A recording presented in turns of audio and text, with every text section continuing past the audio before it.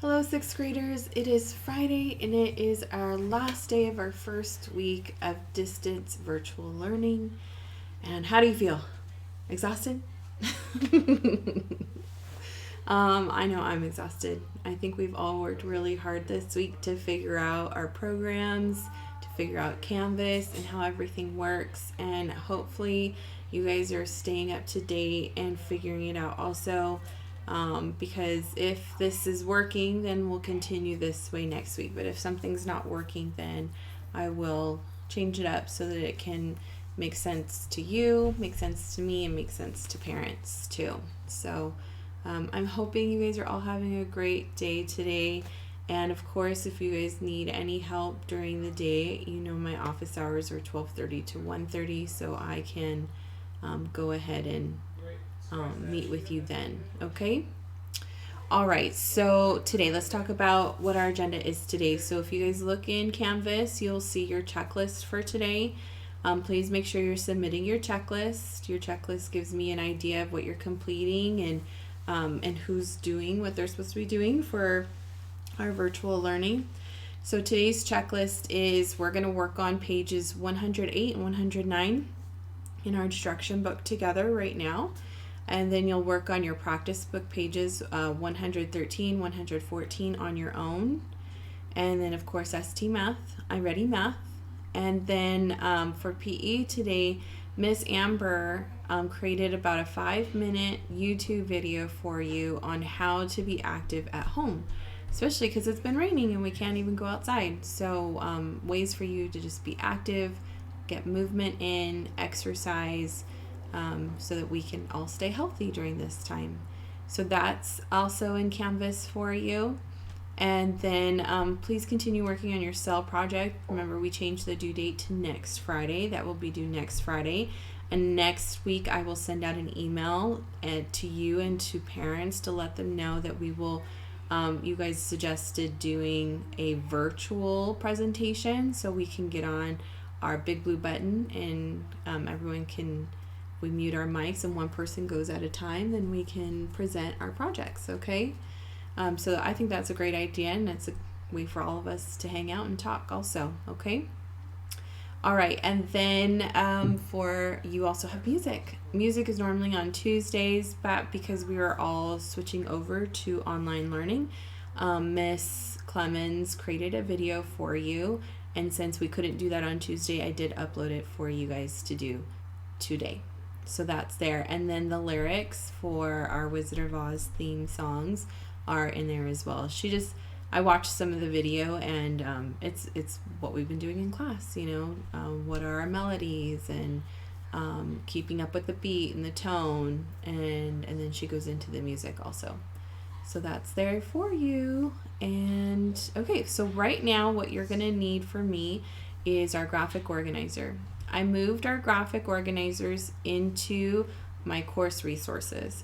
My course resources is in my modules, but it's the very first module when you click on it. It says course resources. In there is our fluency pages. In there is our I Can ebook. I've now uploaded our graphic organizer into it. I've also uploaded other get moving type of YouTube videos. Miss Trailer found a whole bunch of really good ones, and so I went ahead and uploaded those there for you too, so that we can be active inside. Okay, so all of that's in course resources.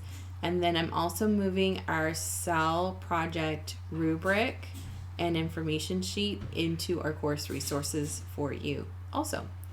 And then of course anything else that I find that I think you guys might like, I'm going to be putting into course resources. So it could be science experiments, it could be math games, those types of things I'm going to be putting into course resources, and you guys can do those at any time. And in place of something as well, because that's what personalized learning is all about. Okay? All right, so right now, if you haven't printed out your graphic organizer, please do so. Or if you want to just go ahead and draw it like I'm going to do on my whiteboard, just get out a piece of paper and do that. You need your instruction book. We are working from pages 108 and 109 right now. So I'm going to let you do that while I draw our graphic organizer here on our whiteboard.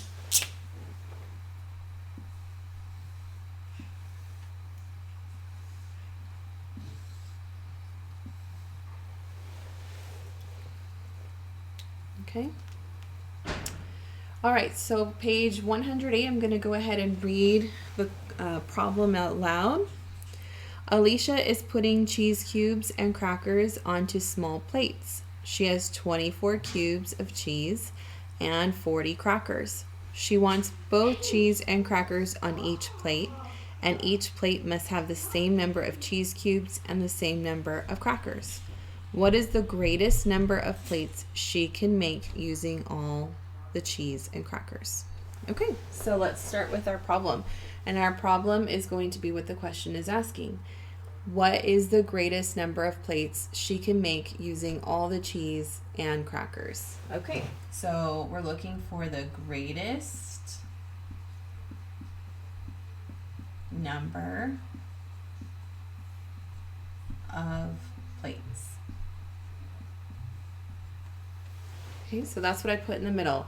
Greatest number of plates, because that's what the question is asking us. Okay, in our picture it now, we are going to create a table so that we can find out what our factors are for our crackers and our cheese. So I'm going to create a table here, and we'll do this first one. And I'm going to split it in half. And the first table is going to be for our cheese. And then I'm going to draw another table just like it. And this one is going to be for our crackers.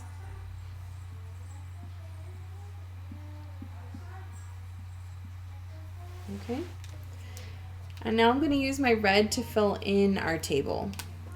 And what we're going to be doing is we're listing our factors of our two numbers that we have. So how many cheese do we have? That's what we're looking for first. How many cheese do we have? We have 24 cubes of cheese. Okay, so we're going to start with our first factors of cheese. What two numbers multiply to 24? 1 and 24. Okay, so we'll start with 1 here. And then we're going to do 24 here at the end. Okay. And then we're going to go to, what are the next two factors of 24?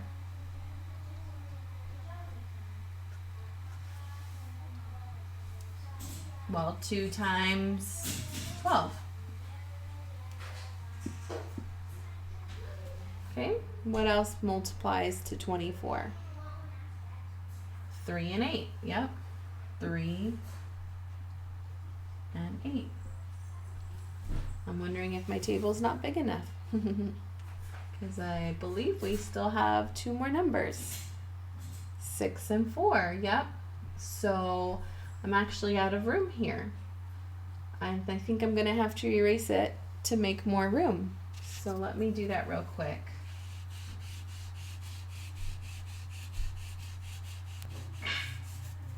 Sorry about that, you guys. My board is not as big as my board at school. So I'm just going to erase this one because that one's probably not going to have enough room either. So I think I'm just going to go ahead and list them then since I'm out of room here. Okay. So we said 1 and 24. I'm thinking I'm not going to have enough room again. Let me write it smaller. Then 2 and 12, 3 and 8, and then 4 and 6. Okay, can you guys see that? Okay, now let's do our crackers. Let's go ahead and list our factors for crackers. Okay, so how many crackers do we have? We have 40 crackers. So let's go ahead and start with the 2 that we know for sure. 1 times 40. So here's my 1 and my 40. Okay, now let's go ahead and do the next 2. What other 2 numbers multiply to 40? 2 and 20. Okay, what else? 4 and 10.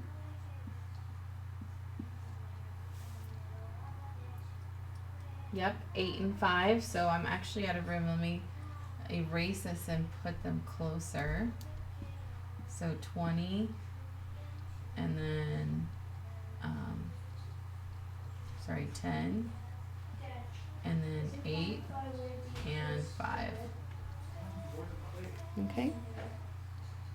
Yep, perfect. So now we're looking for the greatest common factor, our GCF. What is our GCF? Our greatest common factor. So it's the biggest number that both of them have in common. The biggest number that both of them have in common. So these have smaller numbers. So I want to look at this row first and see which ones they have in common. And I see 8 for sure. I think it's going to be 8. Yep. Okay, so I'm going to circle 8. And our GCF is 8. Okay. Now we're going to move on to this side, and this is what we're going to do like we did yesterday, and that was our distributive property. So we're going to take our two numbers, the numbers that we do know, and that is how many cheese and how many crackers we have. And we have 24 cheese cubes, and we have 40 crackers. And if we add them up together, how many total items do we have? 24 plus 40. Yep, 64. So I'm going to put 64 right here. Okay. Now I'm going to use our GCF to create our distributive property. So that means that this is going to be 8 times what number equals 24? 3. Yep. And then I'm going to add that to 8 times what number equals 40? Yep, 5. Okay, so now because I have 2 8s, an 8 here and an 8 here, I can pull that 8 out, and I'm left with 3 plus 5. And so that means that this is showing us the distributive property. If we distribute that 8 with the 3 and 8 with the 5, we will still come up with 24 plus 40. And then if we do our PEMDAS, 3 plus 5 is 8, and 8 times 8 is 64. So we're still coming up with the same amount. But my next question then for you is if our greatest common factor is 8, what does 8 pertain to? Does 8 pertain to the number of plates? Does 8 pertain to the number of cheese on each plate, or the number of crackers on each plate? So the 8 pertains to the number of plates. Yep. So that means that she has 8 plates. Okay, 8 plates. And then she's going to have 3 cheese cubes on each plate. 3 cheese on each plate. And she's going to have 5 crackers on each plate.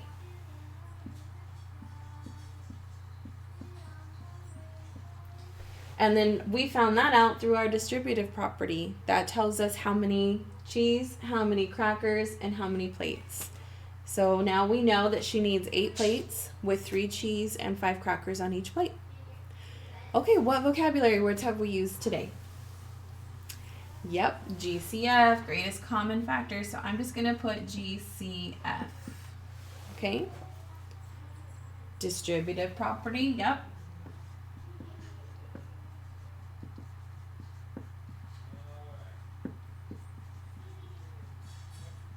Multiplication.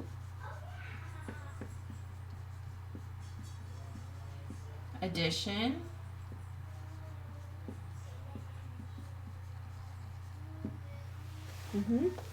Anything else?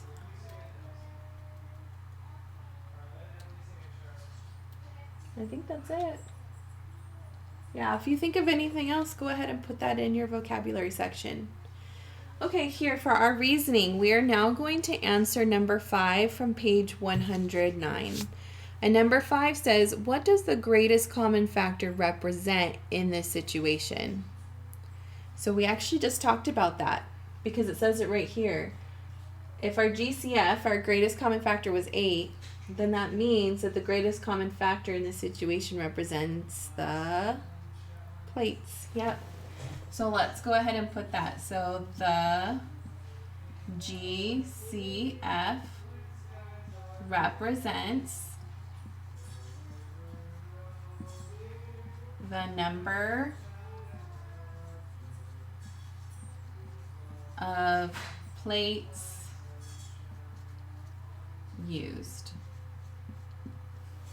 Okay. The GCF represents the number of plates used. Yep, and there's everything. So what we're going to do next is we're going to do number 6 and number 7. And I'm going to erase my board here so we can do number 6 and number 7 together. Okay? You can do it on the back of your worksheet. You can do it on page 109. That is up to you. All right, so if you're not done, just pause the video so that you can finish writing this so that I can erase the board.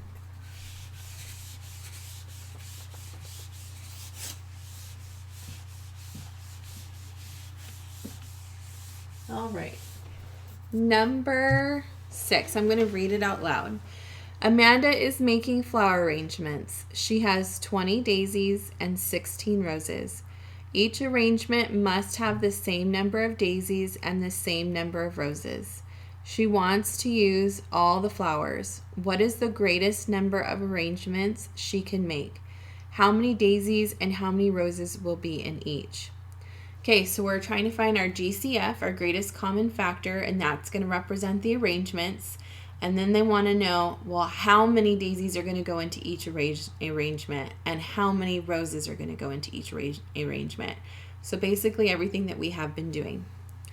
Okay, so let's go ahead and work this out. So number 6, I'm going to label this number 6. And we have 2 types of flowers. What are our types of flowers? Yep, we have our daisies and we have our roses. Okay, how many daisies do we have? Yep, 20. And how many roses do we have? 16. Okay, let's go ahead and list our factors of our daisies first. So what are all of our factors? Let's just start with 1. So, yep, 1 times 20. 2 times 10. 4 times 5. Did I miss one? Is that all of them? Yeah? Okay. So then now let's go ahead and do 16. So start with 1 and 16.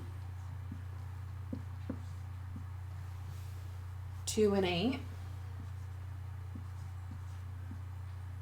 And then 4 times 4. So I only need 1 4 since it's 4 times 4. Okay, so what is the GCF? What is the greatest common factor? Do you guys see it? Yep, it's the 4.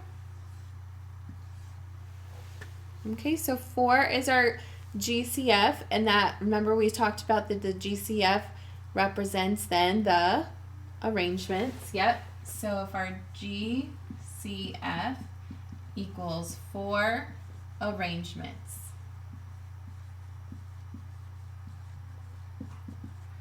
Okay, so if it equals 4, that means we need to find out how many daisies and how many roses then in each arrangement. So that means we would be for the number 20, we would be multiplying 4 times what? Yep, 5. And then for the 16, it would be 4 times 4. So that means that there would be 5 daisies in each one. 5 daisies. And 4 roses.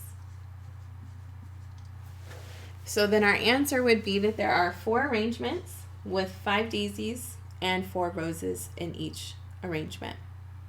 And there's your answer. Okay, so now I'm going to erase, and if you're not done writing this, again, just pause the video so that I can erase it, and I will work on number 7 now.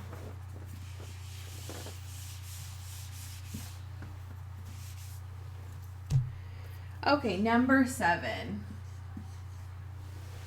says use the GCF and distributive property to write 18 plus 45 as a product. Then check your answer. Okay, so now let's go ahead and write that down. So 18 plus 45, and let's go ahead and get the sum of that. What is 18 plus 45?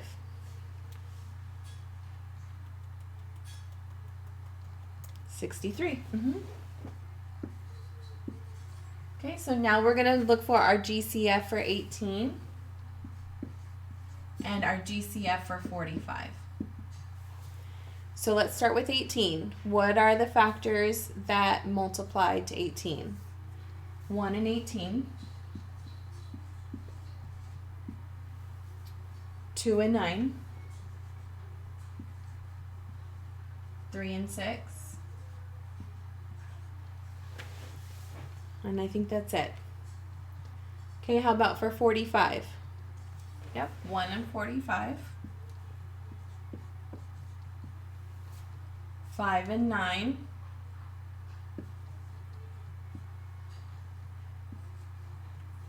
and I think that's it actually. I can't think of anything else.